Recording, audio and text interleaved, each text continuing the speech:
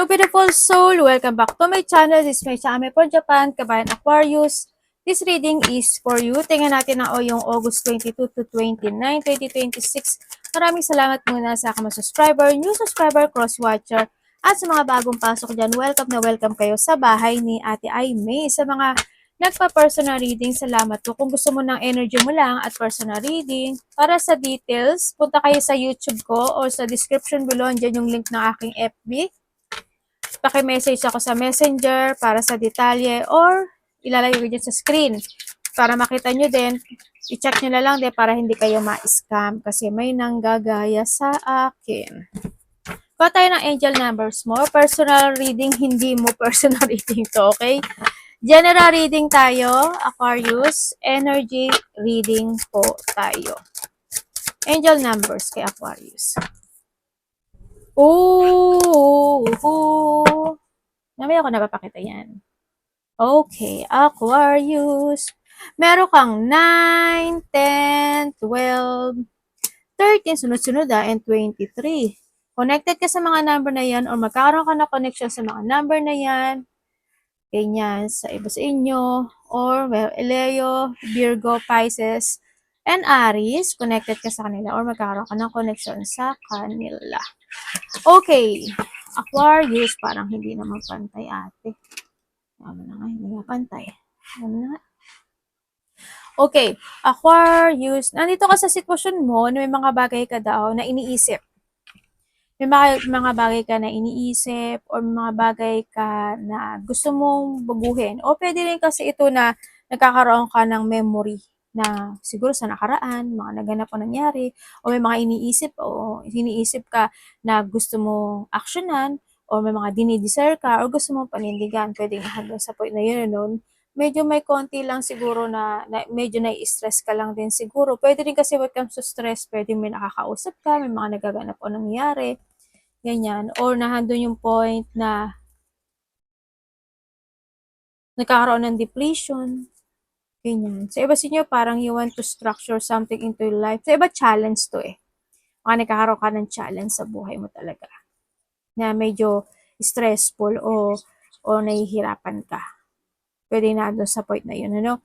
Sa iba sa inyo. O pwede may nakakausap ka o nakaka-receive ka ng communication, news, or mga bagay-bagay na magbibigay sa'yo ng ganong pakiramdam.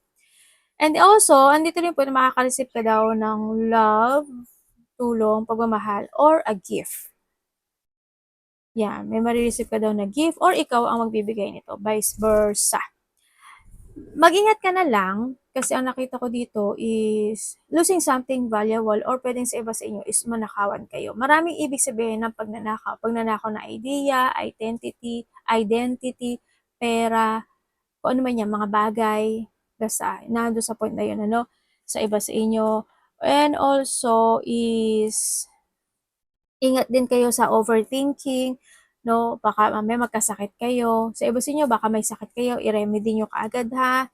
Andun sa point na yun. Or sa iba dito is there's a disease, no? Baka magkasakit ikaw or someone's connected sa'yo or kung ano man yan, basta ingat kayo. Ingat din kayo sa daga. Kasi, syempre, alam niyo yung mga daga, di ba? May mga disease din yan. Pwede ka makasakit yan. O kaya baka may mga daga sa ano nyo, sa bahay nyo. O, tapos, iba sa inyo, baka may hamster kayo. May mga ibon ba kayo? And then also, is, nandito yung point na may mga chismis, no? Maaring pinag-uusapan ka or may mga chismis ako na nakikita dito. Yung mga pwede ikasasakit mo yung chismis na yon, mga ganun. Or hindi mo magugustuhan. O kaya naman ba, may kinakausap ka, yung pala kinukuhanin ka lang yan na information. Diba, mag-ingat ka rin. No? Huwag agad magtiwala sa iba sa inyo. May mga anxiety ako nakikita. Talagang may mga sitwasyon na medyo mababalisa ka or worrying, ganyan. May mga small problem in some aspect of your life. Alam mo, may mga biglang magaganap o mangyayari sa'yo, pero ingat ka na lang, hindi ko naman sinasabi na lahat kayo. Pwede rin kasi na makaka-receive ka lang ng information na ganun, di ba? Sa isang tao, siya pala yun, tapos sa'yo hihingi ng tulong. Or sa iba sa inyo is may mga warning situation. Yan. Yan na nakikita ko dito. Meron ako puwede rin kasi may mga tao na makakasakit sa'yo, ganyan. Puwedeng nando'n sa point na 'yun, kung ano rin sinasabi nila o kaya ikaw sa kanila, vice versa, ganyan. Basta may problem ako nakikita, medyo nakaka-stress or nai-stress ka siguro do'n sa situation. Kasi may mga bagay ka na iniisip na gusto mong umpisahan, gusto mong gawin, gusto mong aksiyunan. Puwedeng may gumugulo sa isip mo, puwedeng nando'n sa point na 'yun, 'yun.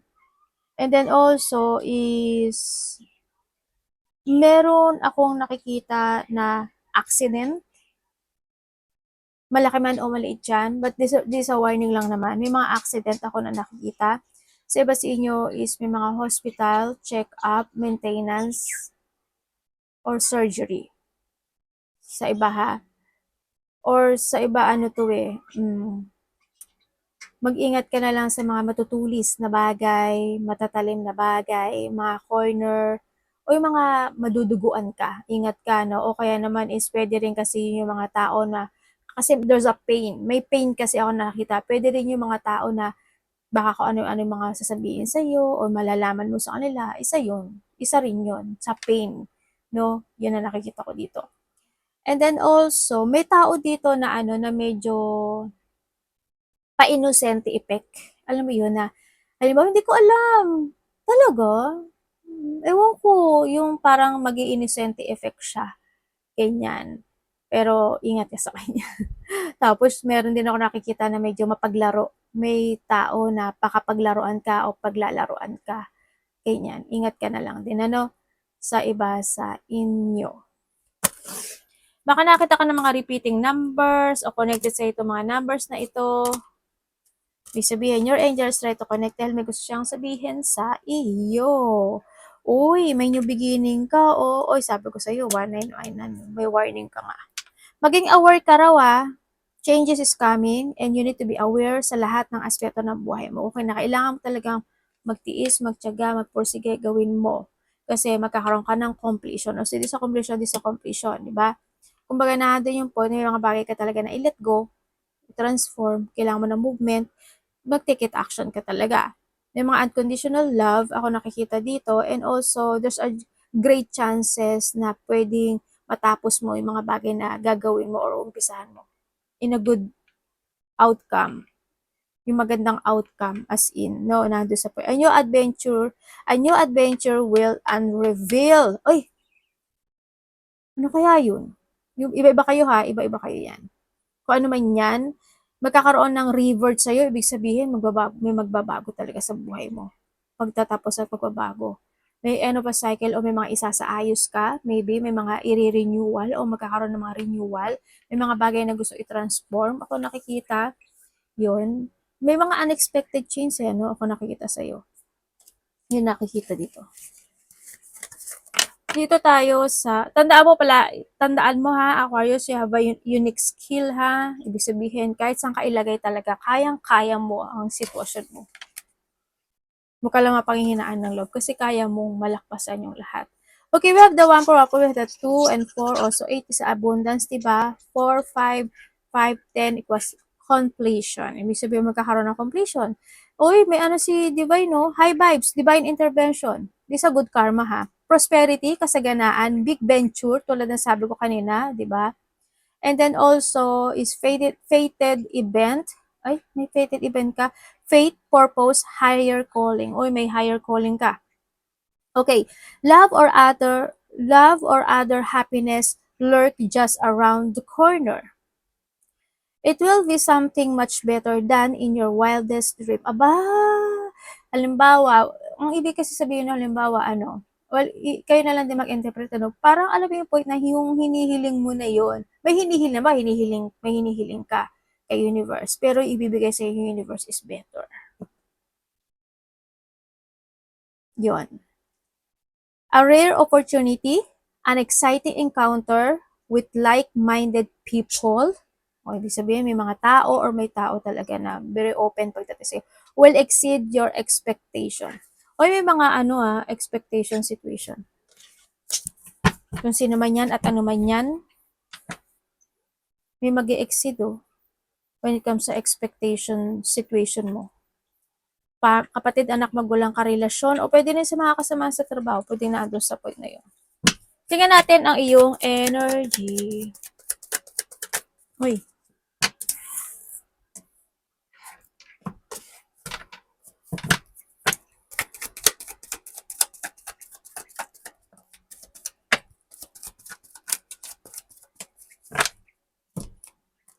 We have the 10 and the 10. Okay.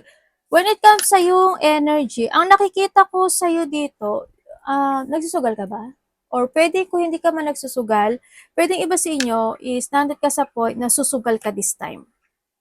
Ibig sabihin is meron kang gagawin na situation na pinag-iisipan mo na talagang na you want to make it stable yon. May gagawin ka. As in, parang susugal ka na, hindi ko naman sinasabi na bahala na, pero susugal ako na, I need to achieve to. Ganyan. Yan, may sitwasyon na susugal ka doon. Andito rin yung point, with comes sa yung energy mo, is may mga bagay ka daw, parang there's a plan, or may mga bago kang pupukusan, o may pupukusan ka to make it real, yung goal na yon, or para ma-achieve yon, or pwede rin na nagkakaroon ka ng solid beginning, no, sa situation. Nandun din yung point para sa iba is, may objective ako nakikita. Siguro meron kang layunin na gusto mong gawin to make it stable. Pwedeng sa pera mo, sa trabaho mo, sa bahay, lupa, mana, kung ano man yan, or family. Actually, ano, sa iba sa inyo, pwedeng na doon sa point na yun. Sa energy mo, andun yung situation of, ano rin eh, nag-a-advance thinking ka sa situation mo na doon sa point na may mga bagay ka na parang magkakaroon ka ng development or i-develop for something, andun. Nagiging ano ka rin, parang meron kang responsibility or magiging mas more on responsible ka this time sa iba sa inyo.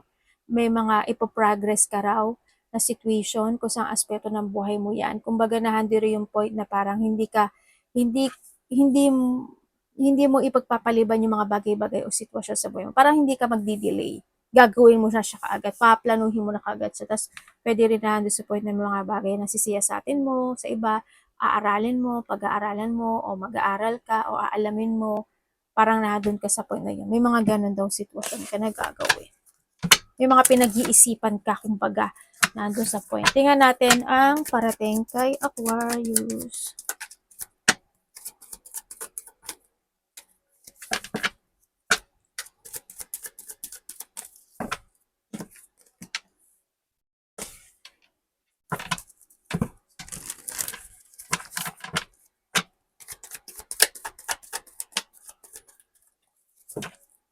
Parating sa iyo.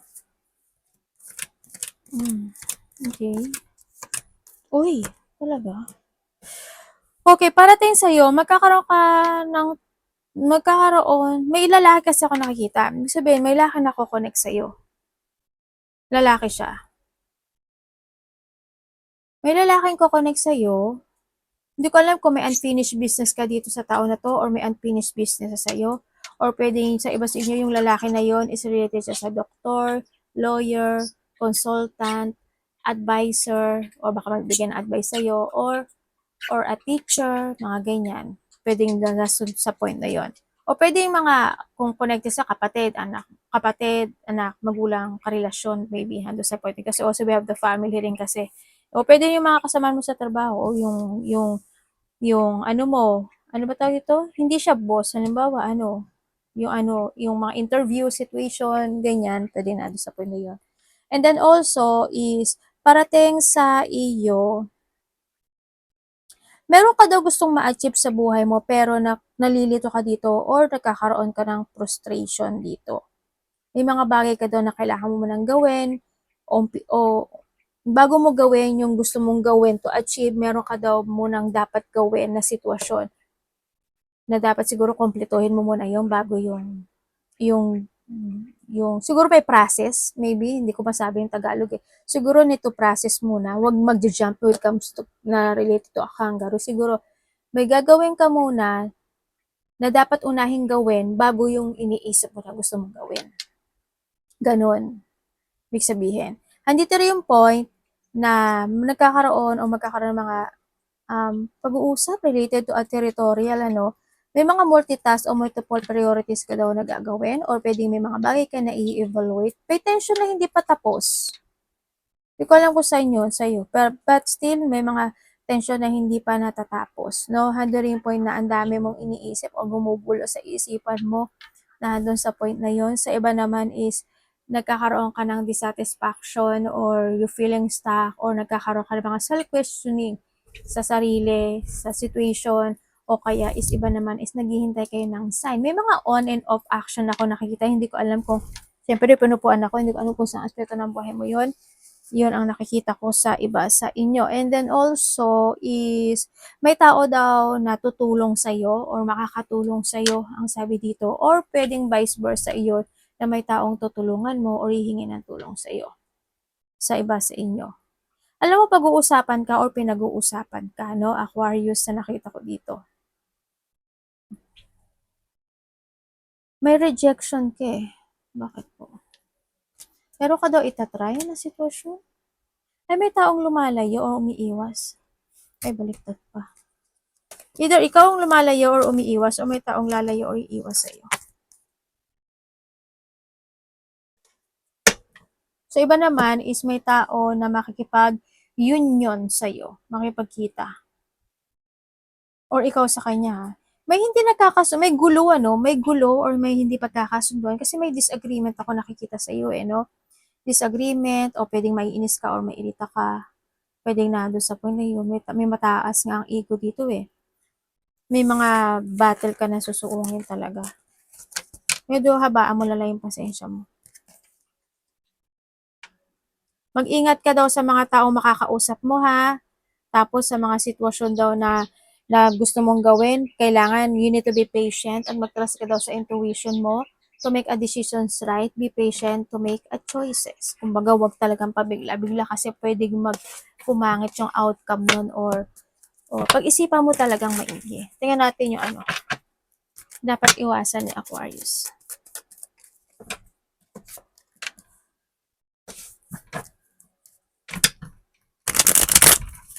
Dapat iwasan the lovers.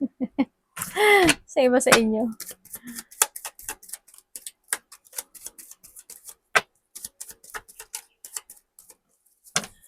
Okay, dapat mong iwasan. Yung hindi ka daw mag-trust sa intuition mo. Ganyan. Iwasan mo yung mga tao or mga sitwasyon na makakasakit sa'yo. Yung mga tao na lolokohin ka, magtataksilan ka, ibabackstab ka. Iwasan mo, syempre, yung mga ikaka-pain mo, ikakalungkot mo, o kaya naman is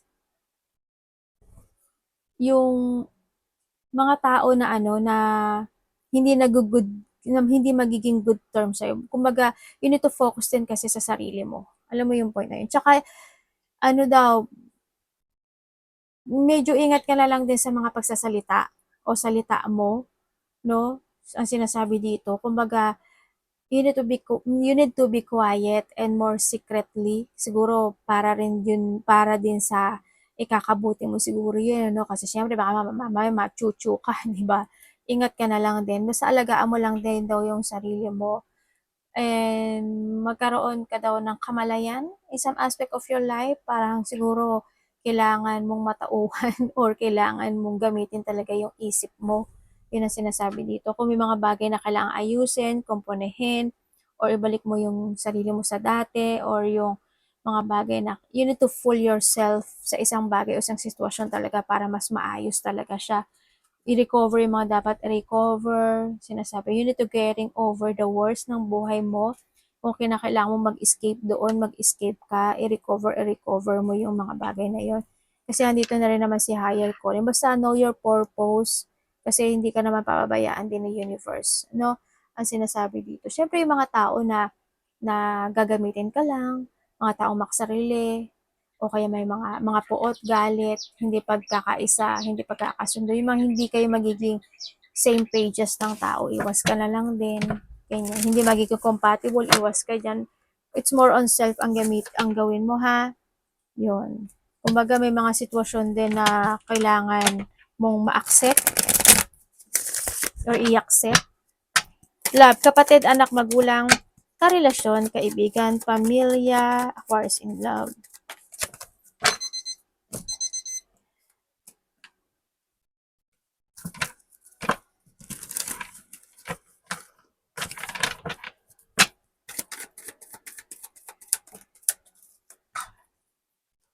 Okay, when it comes sa love, comes sa single, okay. Maring may isa o dalawa kang nakakausap, either LDR kayo or pwedeng itong tao na ito is nagiging mabait siya sa iyo, no? Ay, ganun. Pwede ba dito nakaraan to? May magbabalik ah.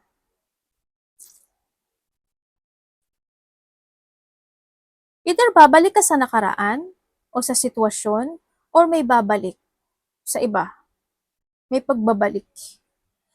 Sa nakakausap mo, makikita, ano daw, you need to open your eyes daw pagdating sa mga kausap mo o nakakausap mo. Yun ang sabi dito. Gamitin mo daw yung iyong mind or yung intellect mo, sabi. Yun ang sabi lang. Sa mga nagkahiwalay, yes, nagkaroon ng paghihiwalay. Iba dito LDR to. Yes, nagkaroon ng paghihiwalay. Ako nakita sa'yo dito.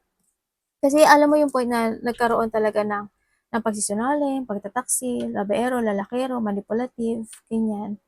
Hindi naging maganda yung connection ano, sa nakita ko. Pero naging giving ka sa kanya. Kumbaga is, yun, may mga time din kasi na nagbulag-bulagan ka talaga, nag-understanding ka, talagang tinulungan mo siya, either understanding or pera man yan, or talagang, alam yung point na, ano na, kahit na, parang, kahit hindi 50-50, alam mo yung mas lamang ka, tapos sa kanya, halimbawa sa kanya 6, sa'yo 60, sa kanya 40 lang, o kaya sa iba sa'yo, almost 80 ka, tapos siya 20 lang. Akala mo yung kahit na feeling mo hindi na balance yung situation.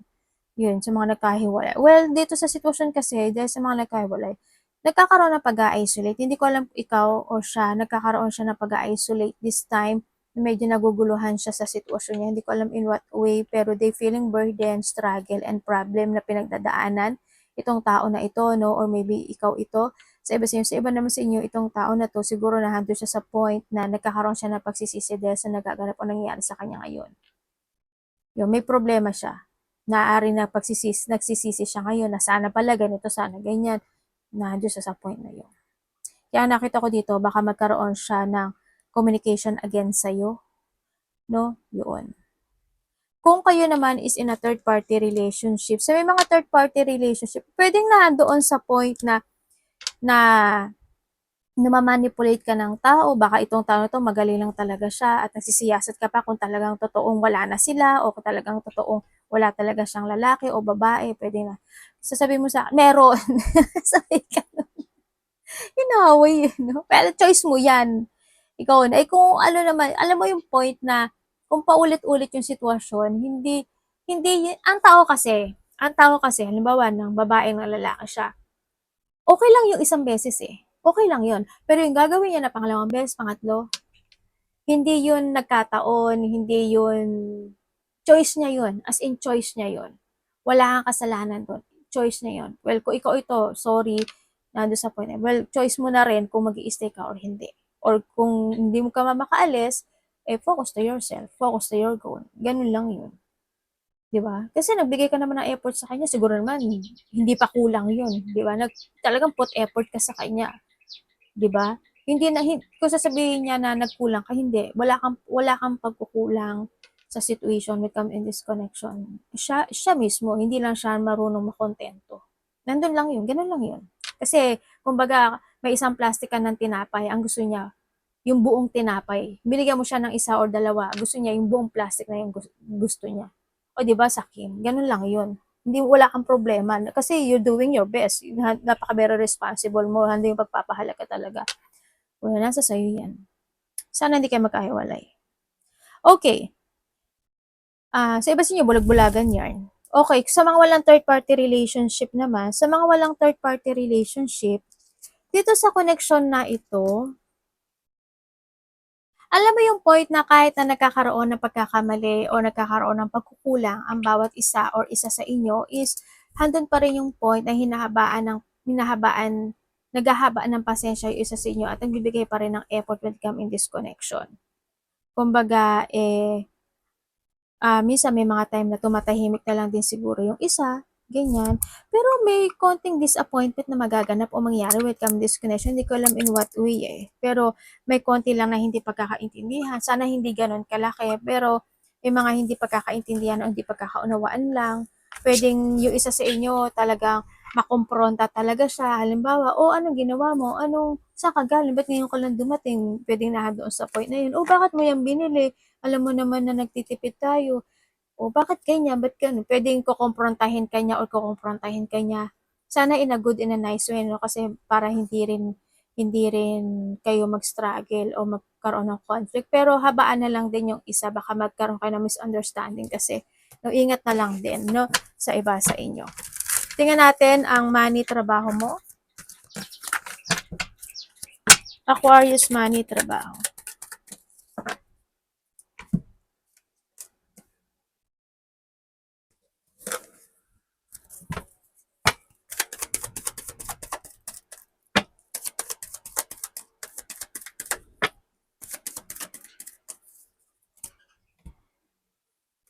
Okay.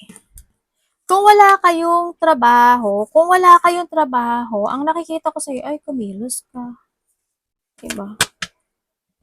Kilos ka. Huwag ka lang may hinihintay, baka naman may hinihintay ka na tutulong sa'yo. Diba? Pwedeng na doon sa point, wala tayong magagawa dyan kung naghihintay ka. Pero, pwedeng may tao kang makakausap na makapagbibigay sa iyo ng trabaho or opportunity. Kilala mo na to o baka nakakausap mo na magtanong-tanong ka. Isa sa nakakausap mo or dalawa sa nakakausap mo na pwede ka nilang mabigyan ng opportunity or trabaho. O kaya ma-i-offer sa iyo, di ba? Magtanong-tanong din pag may time. Total naman matanungin ka naman. Mahilig ka naman makapag-usap. Di ba? Okay, kung kayo naman is nasa trabaho. Kung nasa trabaho kayo, well, sa trabaho kasi natural na yun, hindi lang naman sa'yo. Well, sa'yo ko naman to nakita. Siguro, may mga tao lang talaga na sarili lang talaga nila iniisip na yung parang hindi sila ganun ka-open pagdating sa'yo, hindi sila ganun kamatulungin pagdating sa'yo, or pwedeng ikaw ito. Well, natural kasi yan sa tao, lalo na kapag marami kasi ibig sabihin either inggit sila sa'yo o ayaw nilang malakpasan mo sila, kaya ayaw ka nilang tulungan o hindi sila open, or pwede lang talaga na mas gusto lang talaga nila na mag-focus with own sa kanila. Pwedeng sa iba ganun yung diskarte. Diba? May mga sitwasyon lang na hindi mo aasahan na pwede maganap o mangyari sa connection na ito o sa trabaho mo. Yun, may mga sitwasyon na expect the unexpected or basta hindi mo aasahan. Sa iba naman sa inyo, sa pera mo, you try to make it balance pagdating sa pera mo. Kumbaga, you save more on money. Siguro lang, ang nakikita ko lang sa iyo talaga sa iyo dito, baka may mga sitwasyon na hindi mo aasahan na biglang magkakaroon ng problema, biglang kailangan ng gastos, baka kailangan ng ganito, kailangan ng ganyan, na pwedeng yung pera mo is lumabas. Yun ang nakikita ko dito. Mag-ingat ka na lang. O baka naman kasi may pagkakagastusan ka talaga o may taong makikiusap sa'yo o may kakausapin ka na magko-connect ang pera. Well, pera mo naman yan, hindi naman sa akin.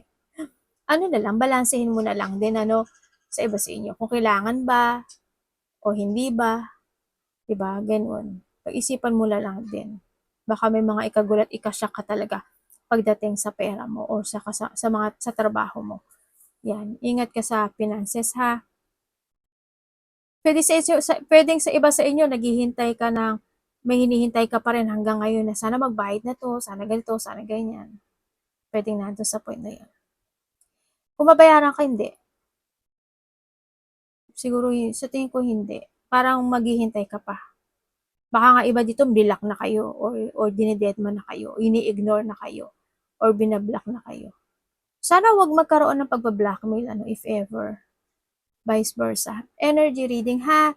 Arigato namasay, God bless.